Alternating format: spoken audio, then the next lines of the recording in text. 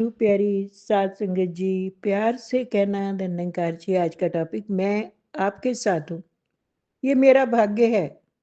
पर आप मेरे साथ हैं, ये मेरा सौभाग्य है। एक गुरसिक का कितना सिदक, अकीदा, भरोसा, विश्वास, समर्पण और उसकी सुकून की अवस्था ये बयां कर रहा है कि सतगुरु मैं आपके साथ हूँ।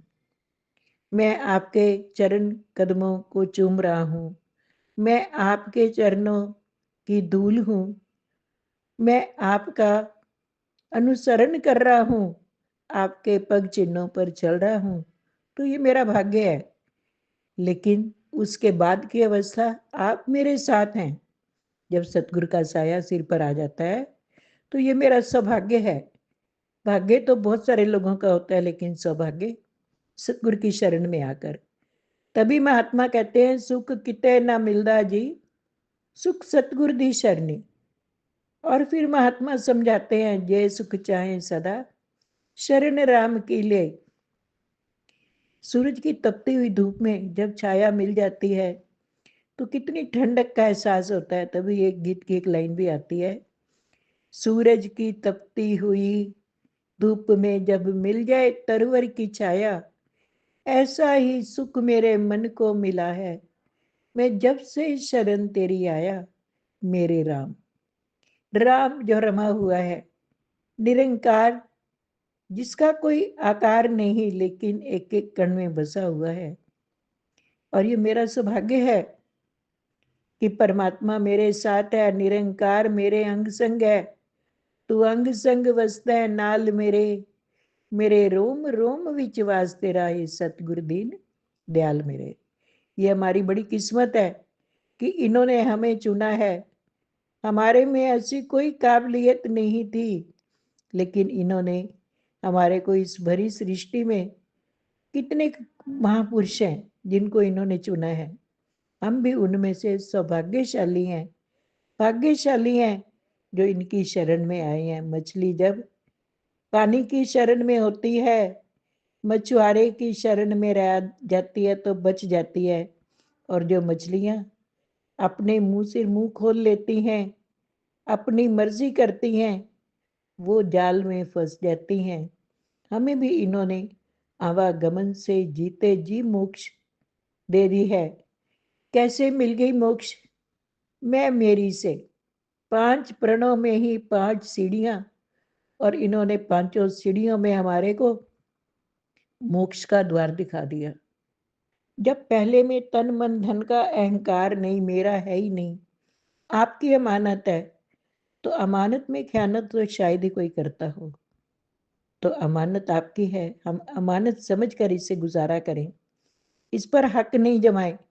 तो अहंकार, ईगो, जो इंसान का सबसे बड़ा शत्रु है, वो खत्म हो जाता है। फिर उसके बाद इंसान जब ईगो से छुटकारा पा लेता है, उसे तन का अहंकार नहीं, तन परमात्मा ने दिया है, मेरा बनाया हुआ नहीं है।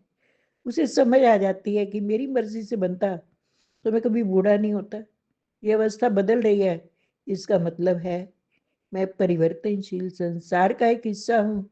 इस परम पिता परमात्मा ने मुझे बनाया है, इस सृष्टि में किसी विशेष उद्देश्य से मुझे भेजा है। वो उद्देश्य क्या है? भई परापत मानुष दे हुरिया, गोविंद मिलन किए तेरी बरिया। अवर काज तेरे किते न काम, मिल साध संगत भज केवल नाम। प्रभु का भजन करने आया हूँ मैं, और किसी काम के लिए नहीं आया हूँ। तभी मेरे को आवागमन से मोक्ष मिलेगा, इसको पाना, इसके बीच में एकमिक हो जाना। और फिर दूसरा प्रण मुझे, मेरे इसी पहले प्रण में ही मन को भी मजबूती मिलती है, मन की भी विशालता बनती है। कहते हैं एक गिलास पानी में नमक डालो तो वो खारी होता है, लेकिन उसे विशाल समुद्र में डाल दो तो वो विशालता को कड़वा होता ही नहीं, खारीपन उसमें आता ही नहीं, क्योंकि वो विशाल समुद्र से जुड़ गया है।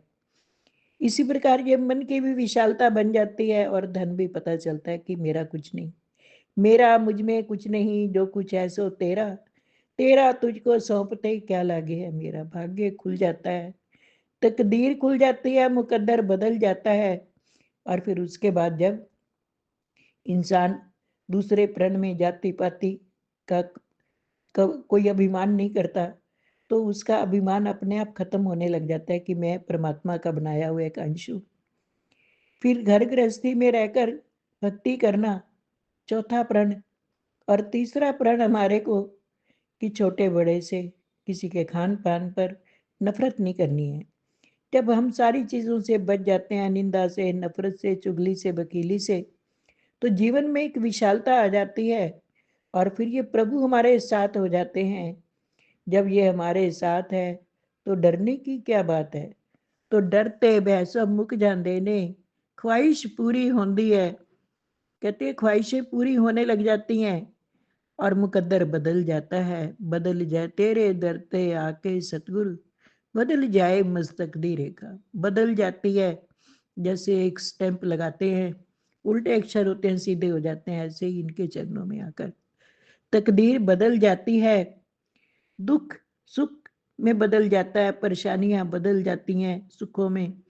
और जो ऐसे कहते हैं कि घर का वातावरण भी बदल जाता है, सत्संग जैसा बन जाता है। हम घर के काम को सेवा समझने लग जाते हैं, भोजन प्रसाद बन जाता है जब प्रभु का वास हो जाता है, जब प्रभु का साथ होता है। घर मंदिर बन जाता है। वो घर जन्नत से बढ़िया है जहाँ तेरा बसेरा है, क्योंकि आप मेरे साथ हैं। साथ संगत बोल जो हैं वो बाण नहीं, वो वीणा बन जाते हैं। सुंदर वीणा बजती है। इसी प्रकार कईयां दे बोल बने गीते गीता, कईयां दे बोल कुरान बने, कईयां दे बोला अगलाई। साथ संगत कितने वचन हम बोलते हैं, लेकिन जब इनके दर पर आ जाते हैं तो मैं मेरी दा मान नहीं रहता। मिट जाती है अपनी दुनिया, अपना तो कुछ ध्यान नहीं रहता।